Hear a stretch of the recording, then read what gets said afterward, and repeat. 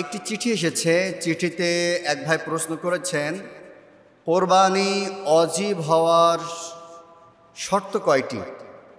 সম্মানিত ভাইয়েরা, আপনারা প্রশ্ন করেছেন যে কোরবানি অজীব আসলে কার উপরে, কোরবানি অজীব হওয়ার শর্ত কয়টি? এই ব্যাপারে ফকিগণ বলেছেন যে কোরবানি অজীব হওয়ার শর্ত মোট 5টি। কোরবানি অজীব হওয়ার শর্ত মোট 5টি। এক নম্বরে মুসলিম হওয়া, কোনো অমুসলিমের ওপরে কোরবানি অজীব নয়।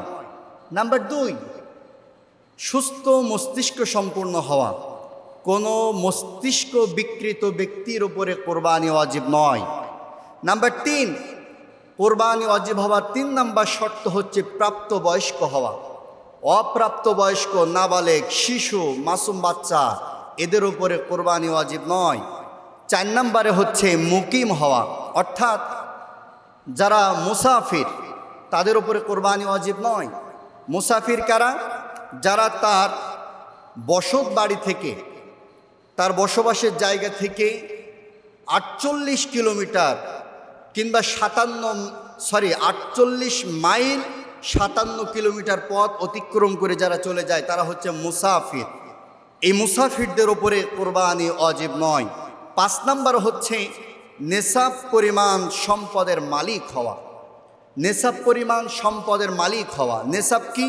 নেসাব হচ্ছে 7.5 ভরি স্বর্ণ কিংবা 52.5 তলা রৌপ্য। এই পরিমাণ সম্পদের মালিক যে ব্যক্তি হবে তার ওপরেই কোরবানি ওয়াজিব। সম্মানিত ভাইয়েরা, আমাদের সমাজে দেখা যায় অনেক ব্যক্তি নেসাব পরিমাণ সম্পদের মালিক হওয়ার পরেও তারা কোরবানি দেয় না। এদের ব্যাপারে আল্লাহ রসুল সাল্লাল্লাহু আলাইহি ওয়াসাল্লাম কঠিন একটি কথা বলেছেন। আল্লাহ রসুল সাল্লাল্লাহু আলাইহি ওয়াসাল্লাম বলেছেন, যে ব্যক্তি সামর্থ্য থাকা সত্ত্বেও কোরবানি করল না, সে যেন আমাদের ঈদগাহের নিকটবর্তীও না হয়। আল্লাহ রসুল সাল্লাল্লাহু আলাইহি ওয়াসাল্লাম কি কঠিন একটি বাক্য উচ্চারণ করেছেন। এটি সুনানে ইবনে মাজাহ 3123 নম্বর হাদিস।